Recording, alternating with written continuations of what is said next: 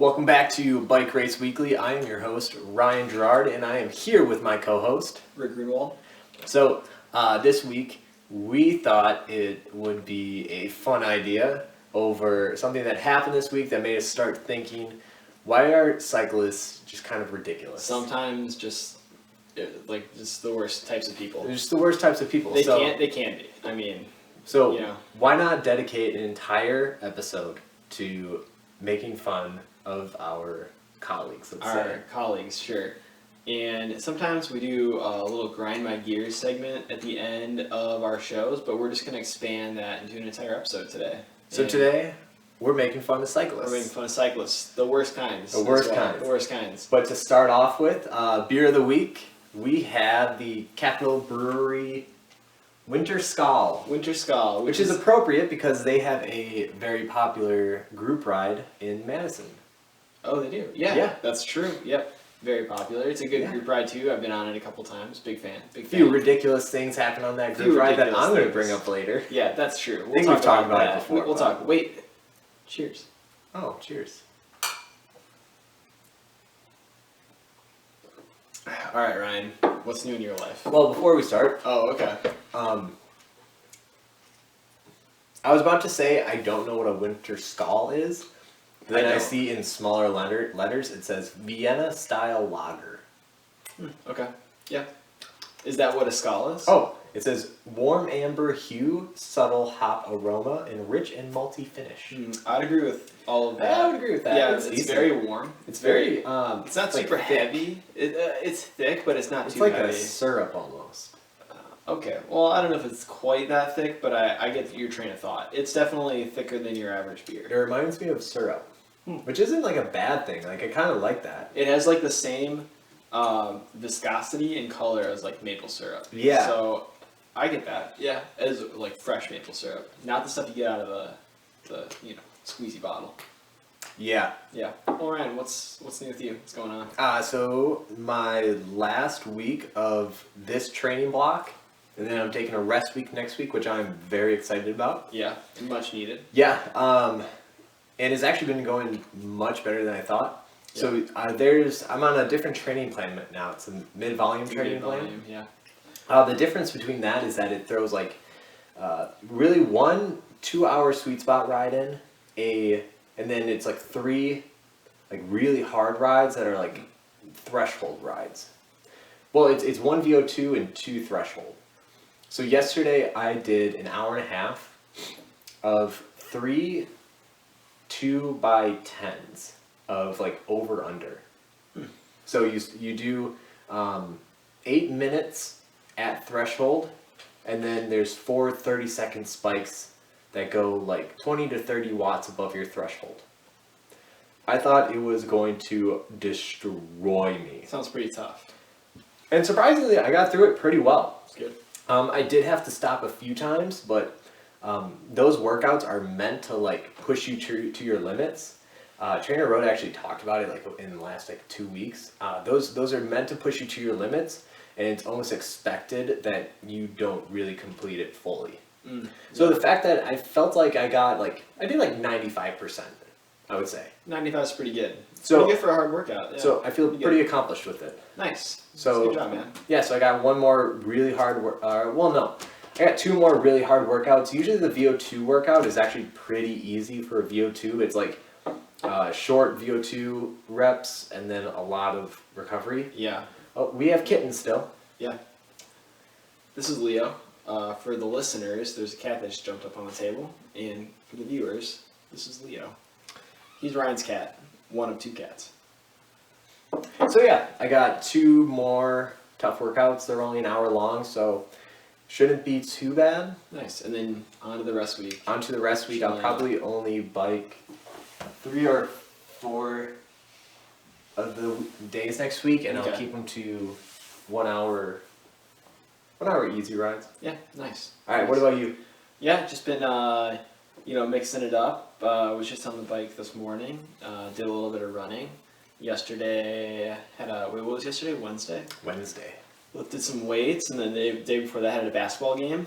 My intramural basketball team has gotten their first win of the season, so we were pretty psyched about that. You know, it's big for us. And then I've also been doing a little rock climbing lately too. Oh, really? You went rock climbing again? Yeah, with podcast guest Pete. Oh, how was it? It was fun. It was pretty good. Rock Keep climbing. up with him? No, he's way better than I am. And he's just like, yeah, he's just like, he doesn't go super often currently, but like he's got that been doing it for a long time strength. You know, like when you know those guys that have just been like super fast and they stop riding for like a couple of years and they get on the bike and they like can still kill you. He's got like that kind of strength. But rock climbing is definitely one of those things where you do it a lot and you start to like, you know, take a break and you just lose everything you had. I was actually going to say the exact opposite. Really? I went with Casey like a month or so ago, and it was like the exact. I thought I was going to like not be able to do anything. Yeah. I thought I was going to be just destroyed. Yeah. I kept up. So like I was doing a lot of the ones that we were able to do before. Oh, really? I would say I was a step down. Yeah. Okay. I could do a lot of the like V2, V3 still. Yeah, that's kind of what I was doing. But so I could like do those fine, which was something that like when I first started I couldn't do. But what I really lost, and I guess we went to the West Side gym, and what they seem to have a lot more of is stuff called like crimpy holds, where you're crimps. using. And my upper body strength was okay, my grip was okay, but like that crimp strength that goes fast, which is like it's the your finger strength essentially. So like that's really where I felt it, which made me feel like I'm kind of garbage after not doing this for a little bit, but it was super fun. So again, I'm mixing some training in with a lot of general fun fitness things, and then next week I'm going skiing. So I'm all over the place here. Oh, that's right. You're going to Colorado? Doing some more skiing in Colorado. Oh. Yeah, which in and of itself is great training because I go with podcast listeners, Tommy and Jordan, our good friends, and we just ski moguls the whole time, and that's like it's like a VO2 workout. You know, you're just like boom, boom, boom, boom, boom. You know, like full gas through the mogul field, take like a quick break, back at it. So it's training camp. Yeah, it's really what it is. Cool. Yeah. Cool. What kind of workouts are you doing on the bike? A lot of sweet spot mostly. So spot? I'm still just working in like base. So I'll do like, you know, the classic 2x20 sweet spot work, and then I'll also do like some tempo workouts as well. And I like to try to get a little bit of endurance mixed in where I'll do like say like an hour workout on the bike, and then I'll go. That was Leo. That was the cats knocking stuff over. Yeah. Anyways, yeah, so I'll do like 30 minutes, or no, sorry, not 30 minutes. I'm gonna just gonna go fix that quick. I'll do an hour on the bike, do that workout, and then I'll also back that up with like a run. So I'll just like get right off the bike, hop on the treadmill, and just get like a 30 to 40 minute run in. And just the whole reason to do that is just like mix it up because, you know, like it's pretty much base training right now still for me. So like I'm not really training for anything that involves running. It's just like, I'm just going to run for 30 minutes to like build that time out. You're not doing any triathlons this year? No, probably not this year. I might try a couple in the future, but this year's just Will you start doing triathlons when I start doing triathlons? I'll do a triathlon with you. Triathlon with me? Well, it depends which one you want to do. There's tons. There are a lot, yeah. I work in like running and swimming just as like general fitnessing things. So like I haven't been swimming actually. Like so I have not been doing that. But I still do like 2 runs a week just to like, you know, keep on it. I feel like being able to run is still like a good, like important skill to have. I think I have no science to back this up, but I feel like it helps with bone density, especially when we do a sport where a lot of people have low bone density. That's actually, no, that is confirmed. Oh, it is. Running okay. does help with bone density. Same with weightlifting, but running, you know, like that all goes back to Wolff's Law, which is if the bone is not put under some kind of stress, it gets weaker. And when you're a cyclist and somebody that works in an office setting and you're hardly even walking around, your bones start to atrophy essentially. You know, like you need physical force, and with running, you're just pounding all the time. And it's a full body sport. Like you might think just your feet are getting pounded, but your whole body is really just like taking a bit of a pounding. Which is also kind of why it's maybe not the best thing for you. Like just if that's your flat out only hobby is running. But yeah, I like to mix it in. I'm not going crazy with it. I do like 2 a week. One, I try to do like a 3 mile run, and then the other is like a 5-mile run. Okay. Yeah. Sure. Just gotta keep those skills, man. Gotta keep those skills. But yeah, so it's kind of what we're up to lately.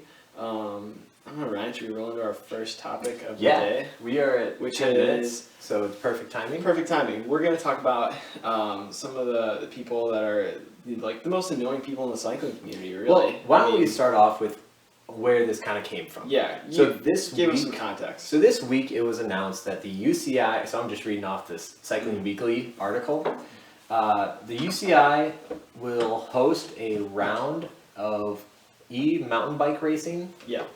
in North America. It is called the Mountain Bike World Cup, Cool. XC, Interesting. which sparked a very hot debate. Yeah. Should e-bikes be allowed? So first off, there's kind of two parts. Should e-bikes really be should they be a thing? Mm. And then should they be competitive? First of all, let me just insert this. I don't even think there's a way to have a debate about this. Not a way to have a debate, but like it's completely irrelevant. It's not like they're forcing mountain bikers to also ride e-bikes. It's just a completely separate thing. Yeah, you know, Like to me, it's completely different. There's e-bikers. to me that's They're a thing. They're people. Yeah, it's kind of, to me it's kind of like saying like a mountain biker going trail running shouldn't be a sport. It's not on a bike. Exactly. It's like, well, no, it's not up to you. Right. It's like people who want to trail run Yeah. will also want to be competitive. It's people who ride e-bikes also want to be competitive. And- Because guess what? People, surprisingly, people don't necessarily want to do the hard part of biking. Right. Like my younger brother loves mountain biking, hates the biking part. A lot of people love the downhills. A lot of people love the downhills. If I was, slinging cash and filthy rich, I would buy myself a nice full suspension e-bike because that's sweet. You can essentially just like practice your bike skills all day without getting super tired. And like I'd still ride my normal mountain bike too. But like sometimes, especially like let's say you're like training a lot and you want to like take a recovery day and work on your bike skills. Well, you can do that, but it's not going to really be a recovery day if you're trying to like haul it up a hill every time. So like think about that. You take out your e-mountain bike one day, you're just like, shredding the downhills and working on skills. And yeah, no hate. It's just a thing, right? But I think I think most of our listeners are probably like, yeah, whatever. It's like e-bikes. But you would be Most sane people are like, who cares? Who cares? It does Which not is affect me. Our general stance is who cares. Yeah. But we have if you look at any like cycling news article, there's always a slew of comments at the bottom of I have some up. all the articles. And Ryan, let's just share. So my favorite one, and this is brought up in every single like article that they talked about e-bikes. Yeah. And it's Strava. Oh god. Oh my gosh, what's gonna happen to my Strava? First So of all those like 45, 50-year-old dudes. Okay, I shouldn't say it's those. It's a lot yeah, of they're people. the 30-year-olds too. It's the 30-year-olds too are saying, well, what if they take my Strava segments? Well, first of So all, a guy used an example here. yeah. The top two are 34 seconds, 35 seconds.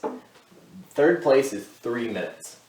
And the guy comments, and that was a picture, and the guy comments, until e-bikers stop downloading their rides on Strava and ruining leaderboards, a big fat no. It's like An e-bike can't go that fast and it's taking 2.5 minutes off of you. For sure, those guys were on motorcycles and just keeping track of like how much they ride on their motorcycles on Strava. Because you know what? That's actually a really good idea because motorcycles probably don't have anything else. There's also like an e-bike function or feature of Strava where you can just check that it's an e-bike. Mm-hmm. But if you're so concerned about somebody taking your segment and it's obvious like they're like 2 minutes faster than you and you think you're really fast, maybe you just flag it and say like, hey, this is an e-bike, and Strava will take it down and they'll give it back to you. Like, if you're really going to be that hurt about it. Unless these guys are like trolling, Strava. I can't. I'm guessing they I just, think if they just are, put it up funny. there and then like they don't ever think about it again. Yeah. And then they go on there to like show people like, look where I rode. Right. They don't look at the KOMs and go, oh, I accidentally took 5 KOMs on this motorcycle ride. So I don't really Like, no hate on Strava, I just don't go on it that often. I go on it just because of like another social media platform. I Sure, kind of like seeing yeah. what everyone's doing. Yeah, but I don't like care that much. But Zero care about KOMs. I remember, I don't know why I was looking at this, but it was like a KOM near where I used to live, and somebody like, you had the KOM. Yeah, I think so. And somebody, it was like a 3-minute segment, and they did it in like a minute and a half. And this was when everybody was just like lights out, like hauling up it. And I remember I told you about, and it was like I actually knew the guy that took the segment, and there is 100% no way that he was actually taking that segment. And I told you about it, and you did this crazy thing of like just not caring. Not caring. Like I was like, oh, don't you want to flag the segment, Ryan? And you were like, why would I do that? Yeah, it's just, you know, like some people get really into it, and I totally get that. But I mean, if you're into Strava, you really should just be into it to track your own stats and like see if you're improving over yourself. That's my general like read on things when it comes to e-biking. Just on the audio right now, video right now, fixing something up. We're good. All right, we're good. So yeah, like e-bikes, I think they're sweet, and I think if they're great. if they're gonna ruin your Strava, well, maybe you just shouldn't ride bikes. And I think the racing aspect of it.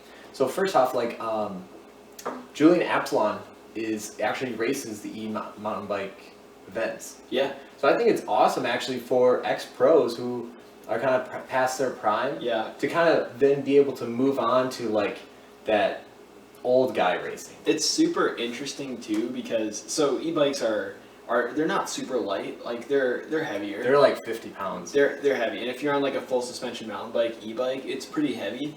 So they have a relative speed limit, right? You can kind of only go so fast on an e-bike, as fast as it'll take you. If you want to go faster than that, you're really gonna have to like expend a ton of energy. But I actually love the idea because it's like having a mountain bike race that is all focused on the technical aspects of the sport. Yeah. And you could say that's what downhill mountain biking is, and that's totally correct. That's what downhill racing is. But like a couple things there, it's a completely different dynamic when you're essentially just racing through the woods on the flat ground, right? So not only is it more accessible to more people because very few people live in an area where downhill mountain biking is even a possibility, like us. Yeah. So that's out of the question, right? Downhill bikes are really, really expensive, and probably actually the same amount as e-bikes. And it gives it's a cool like new way to like try bikes essentially because it's I would assume it's almost 100% just skills. Mm-hmm. So, yeah. Especially like if you're talking more on the casual side, if you're really into biking and like you have a spouse or girlfriend or something that just is not, right, and you want to get them into it, an e-bike is awesome because they can go your pace and just enjoy it, right, and really not have to put in a ton of energy. Oh, 100%. Because like if the one thing I've noticed, and honestly, I've done this before too, is that you know when you bring someone else who's brand new, especially like a spouse or girlfriend, your expectations are so high because it's your norm. Right. But their expectations is of a complete beginner. Mm-hmm. So there's always that really big disconnect when you try to bring someone into it, especially like a spouse or girlfriend. Right. And I think e-bikes close that gap. Oh yeah, 100%. I could not ride with my wife, and both of us have like a similar experience unless she was on an e-bike. Yeah. So that's kind of cool. But I mean, back to like e-mountain bike racing. So in some regards, I'm a little cynical on it because the bike industry has been relatively stale over the last couple of years.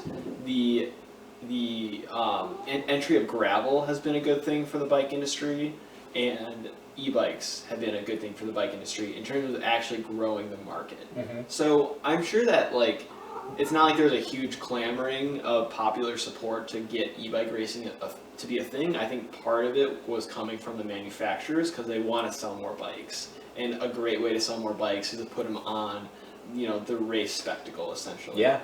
So I kind of get that. Like that's probably where e-bike racing comes from, but again, it's something that's completely different from, you know, like normal cross-country mountain bike racing. Yeah, you know, and it's the same thing with like when disc brakes, the whole debate. That's with disc another brakes. one, disc brakes. When that came out, you know, you should always be on the side of what pushes the manufacturers to sell more bikes, because that's what is going to push the industry and Sure. push the hobby. Right. You know, you bring more people into the the world of cycling because of new technology. You know, the bigger that the entire industry and environment, the sport, it Yeah. all gets bigger. So you should always be on the side of bringing new people in, new technology, Sure. and like supporting it. I guess Yeah. it's kind of the same thing with the video game that we both play, Rainbow Six. Yeah. It's been out for a long time, and people always complain about every single year buying the year pass and stuff. And it's like, well, don't you want more people to play this game, and don't you want the esport to grow? Right. The only way to do that is to support the company that makes the game. Yeah. Now, to play devil's advocate a little bit with the disc brakes issue, I do agree. Like, if that's kind of where technology's heading, and every year the bike manufacturers they feel the need to add something new, especially to road bikes. I mean, that's kind of what we're talking to in regards to disc brakes. I think, like, for me personally, I'm never going to be a disc brake person, and that's only because I hate working on my bike, and a disc brake has more issues. Oh no, disc brakes are way easier. That's mixed. That's definitely subjective. I've worked on rim brakes, and I've worked on disc brakes. I'll work on disc brakes any day. I've had discs that have had such bad rub, and it's like such a pain to get rid of it. Granted, I'll give it to you, once you fix the disc rub, it's generally fine, and through axles have improved the discs as well. But for me personally, I'm always going to buy a rim brake, but I don't care that disc brakes exist. That's what really gets me about all these stupid comments. It's like, oh, disc brakes are dumb. It's like, you can still buy rim brake bikes. Like, at least for now, I don't think many manufacturers are 100% disc, but it's like, just don't buy them. That's like if you want to make a statement, you can just vote with your dollars and just I don't want disc brakes. And if people don't want to buy disc brakes, they won't buy disc brakes, and disc brakes will go away. But people obviously like disc brakes. They keep buying disc brakes. I will say disc brakes look intimidating, but if you know how to work on them, they are way easier. They also look fast. But yeah, if you know how to work on disc brakes, like if you do have disc rub, it's one of two things. Your disc is bent somewhere, or the calipers are not aligned right. Both those things are very easy to fix. If it's bent a little bit, they literally make a bending tool, or you can just take needle nose pliers and bend it. Yeah. All you gotta do is spin it and look through the disc thing, and you can see where it's bent. You can also see if the disc is leaning to one side or the other. Yeah. It's very easy to adjust that. That's why I like disc brakes, is because if you know what you're doing, it is so much easier. So much easier. That's fair. And when people also just learn on disc brakes, I'm sure it's kind of like when you learn on a caliper brake, all of a sudden somebody gives you disc, you don't know what to do. It's kind of like the same situation, right? If all you know is disc brakes and that's all you know how to work on, and all of a sudden you get a caliper brake bike, it doesn't matter how simple the technology is, you're also not going to know how to work on it. And if you ever worked on rim brakes before, the thing is you have two different rim brakes that you have to adjust and set, and also you have to get the distance right. And so when you tighten everything down, after you tighten it down, then the cable kind of changes. Mm-hmm. So it's never right where you want it, and that's why it's so much harder, is because you're working with something that changes as you try to adjust it. That's true. So it's really hard to set it perfect. Yeah. And disc brakes just seem to be much easier to set perfect. That's my argument. Fair. All right, moving on. Is there anything that you find just totally ridiculous? I mean, generally, we got disc brakes and e-bikes, which seems to be the hot topic. I don't know. I don't know what it is about the cycling community. I just think that it's, for some reason, and maybe this is every community, you have this core group of individuals that's just really invested in the sport, and that's their hobby, and they comment on every cycling tips article, and that's just kind of what they do. But I don't understand how people can just be such avid keyboard warriors. But it's not even keyboard warriors. I think for the cycling community, people get into these arguments in person too. I mean, we used to work at bike shops before, and I can't even tell you how many people would just trash e-bikes. That were avid cyclists. They would just see them in the bike shop and just rip on them. It's like, man, who cares? Like, I don't really get it. I think something else that bothers me a lot is people that like rip on indoor cycling. Like, oh yeah. So it was that's all I do. Yeah. So it's actually really funny. I used to run a while ago, like a little like group. It was just like at a shop that we worked at, and it was a little group for like people that rode a lot. It was like who of everybody that liked the page and joined our Strava club, who rode the most miles for the week. And I remember this. And who had like the most, who had like the longest ride of the week. So like when it's the middle of January in Wisconsin, and most of our clientele was from Wisconsin, you know, like you get people that would Zwift, and like kudos to them, they do like 400 miles a week on Zwift, which is like, that's insane. Insane. And I just remember there was one guy that like I remember this guy over and over and over again. He's like, we need to split up these groups into like indoor and outdoor riding. They're not the same thing. And it's like, dude, like first of all, there's nobody riding outside unless they're on a fat bike in Wisconsin. And then those people aren't even they're gonna be like I get the idea, but you're riding inside, you're still turning the pedals over. Like, it's the same thing, you know, like we live in Wisconsin, like who cares? It's just the same thing. It's like, you're not going to be on the top of the leaderboard regardless. Like, everybody wants their own category. That's okay. That is another thing that I don't like too. I was just about to bring this up. Yes, yeah, okay, yeah. Go ahead. So the thing that always bothers me about that is like when they're like, you got to create 2 different Strava clubs for indoor and outdoor riding, so that they're not mixing. And it's just like, and then there's the you got 10 people in this group. And then there's the Masters outdoor riders. Yeah. And then there's the Junior outdoor riders, and you got to have the elites then too. And it's like, this guy's on a professional racing team. Yeah. He can't be included in this. I just think it's so funny because, like, when I was growing up, what got ripped on so much was participation trophies, and like rightly so. Like, you know, you should get a trophy for just like showing up, but like the same people that rip on like little kids' participation trophies will host a race and want there to be like 26 different racing categories and do a podium for every one. It's like, who cares? Like I remember, I think that's kind of how Wars is a lot, right? Like there's like a podium for every age group. Every age group, and it's like, congrats. Like there's not that many people here. You won your age group, but took like last place. Yeah, it's like, because there's no one in your age group. Yeah. I actually won my age group once, and I was like, I remember that. What? Actually, you know what? No, that day, first off, it was coming off of like a huge peak after Toad. Oh yeah. And then I took second overall because I was in like Cat 2 at the time. Mm-hmm. And then that's how I won my age group, was because I took second overall. Yeah. But like, you don't care about that. It's like, you just want to know how you did relative. Right? Yeah, like to be honest, like I couldn't care less. I was the only one who like showed up for the awards. Yeah. It's like, it's Cat 2, like mountain biking. Who cares if you took first place in your age group? Yeah, right.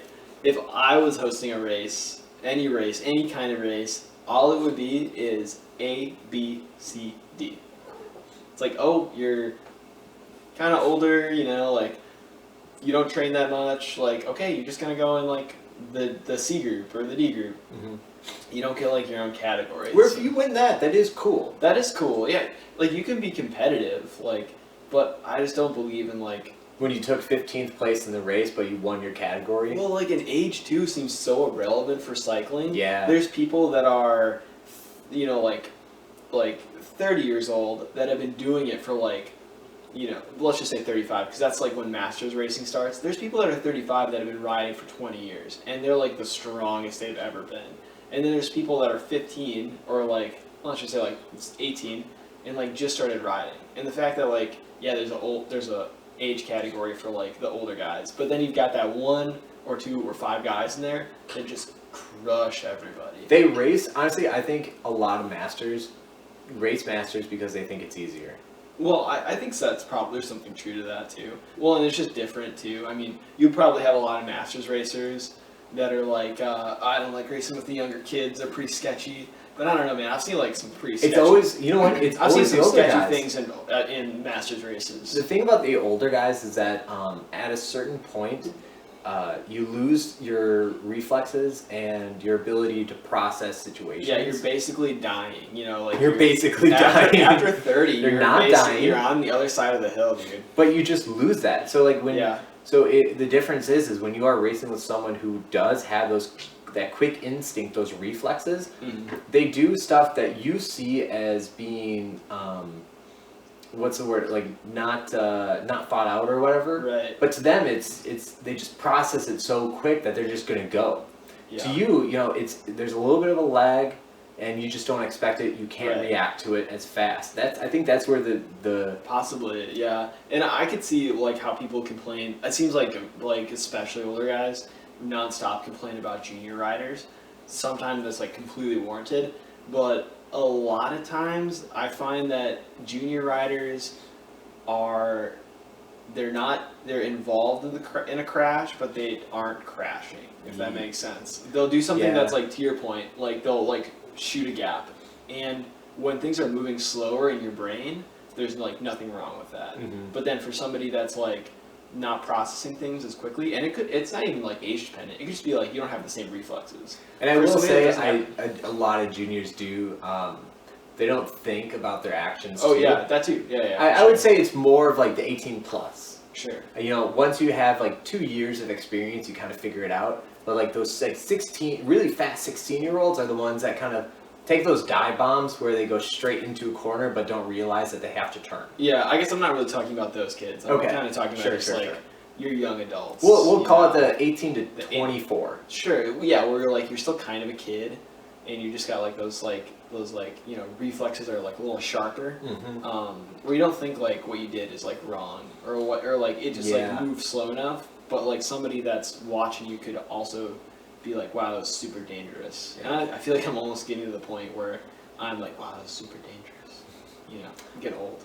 All right, well, we are hitting our time. We're going to try to keep these to like 32 minutes now. Yeah, that sounds good. All right, where can they find us? You can find us on all the social media channels. Most of our updates are going to be on Facebook, but hit us up on Instagram, Twitter. If you got any questions for the podcast, you can find us on all those channels. Anything relevant. If you got opinions about e-bikes or disc brakes, we don't want to hear them. Let us know, and we will read them off here. We'll read them off. Yeah. If you want to, if you got a hot debate topic, let us know. Challenge us. I want to see. I don't think we're wrong, but challenge us. I want to see some testy comments, and then we'll go back and forth. All right, Ryan. Was that all we got this week? Yeah. Go check us out on YouTube. If you are watching this, you can clearly see we are on YouTube. You can subscribe to us there. We'll post these up to Facebook. We haven't posted these up yet for a few reasons. We're trying to figure it out. Bit, but also too, I wanted to get kind of a base.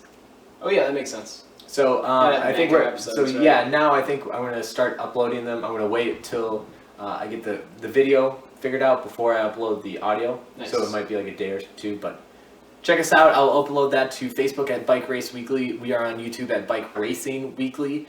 We are the same at Instagram and Twitter. You can find us there, and you can find us at all your favorite podcasting apps. All right, until next time. See you, everybody.